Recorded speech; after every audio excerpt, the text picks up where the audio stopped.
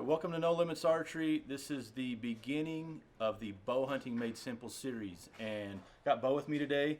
We're going to touch on we're going to start with the young age group today. Okay, so this is a question we get a lot, and I'm going to use my experience with my kids a little bit. When my kids started shooting, I actually started both of them in a bow like this, right? I mean, real simple, lightweight, little fiberglass, $35 bow, whatever it costs.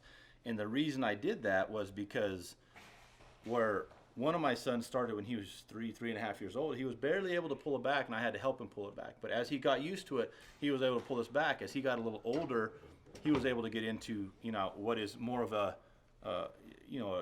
entry-level quality recurve, but the draw length wasn't as critical to him. The things that were important with that age, in my opinion, is learning posture, learning stance, learning form, and then learning to execute. This is all something that nobody ever picks up real quick, especially the little kids, and it's fun to have them shoot a lot of arrows at once.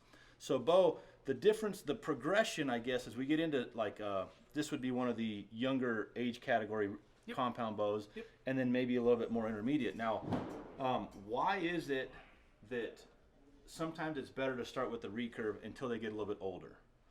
Me personally, the reason why I like starting them out in a recurve, obviously kids are growing, right? So on a compound bow, we've got draw length settings.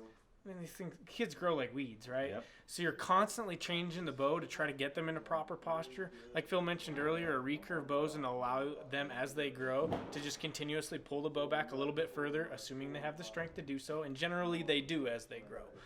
So that's why I really love recurves.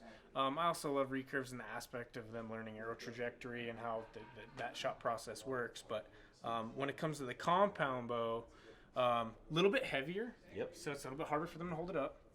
And then a lot of times with the compound bows, especially in the little kids' bows, is the axle length is so short, it's difficult for them to shoot it with fingers. So now we're trying to adding a release into there. Yep. And for the kids, man, I'd rather keep it fun. I'd like a grip it and rip it kind of thing. Yep. Slowly work into some of that shot technique, and then just kind of eventually work them into the compound as they get a little bit older and a little bit more mature. And that's a great topic. So in this first kind of video in our series, that's really what we wanted to touch on. Is people ask us all the time, what's the best place to start? Well, it's not a perfect answer for everybody, but like Bo mentioned, learning to shoot fingers first is easier to learn.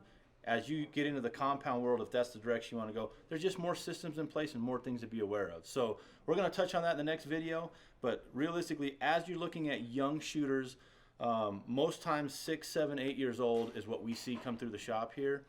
We usually like to encourage them to start with the recurves. Even some of the new shooters that are 10, 11, 12, it's always great to at least have a couple practice sessions, if not private lessons with, or group lessons with the recurves to learn that posture and form. So we're going to go ahead and continue on with the series in the next video, so stay tuned.